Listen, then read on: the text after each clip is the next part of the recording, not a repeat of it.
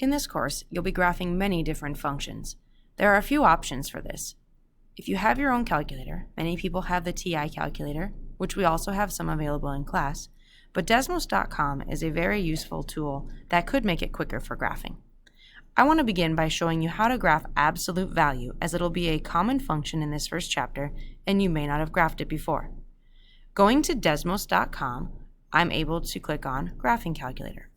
Please note that while you can go to Desmos.com, there are apps for your phone or for your devices that you might have at home, so that is useful as well. To begin by graphing absolute value, one of the options, if you pull up their little keyboard from Desmos, they have above the ABC button 2 lines around the small letter A. That's our absolute value function. If I click on it, it'll throw those absolute value lines here up in my graphing. Now bear with me as my touchscreen device wants me to use its keyboard, so if you saw that, we'll work with it here. I'm going to type in the absolute value of x minus 5. There's my graph. Absolute value looks like a V. I have it graphed. So that's one way you can use this little double line tool. Another way, we can use our actual letters. I can make sure your letters are lowercase here. You're going to use the letters A, B, S, all lowercase.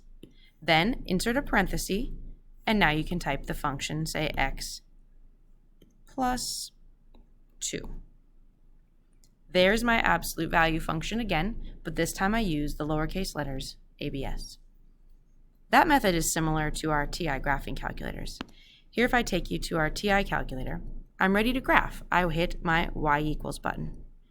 I'm going to hit the button Math, located below the green alpha button.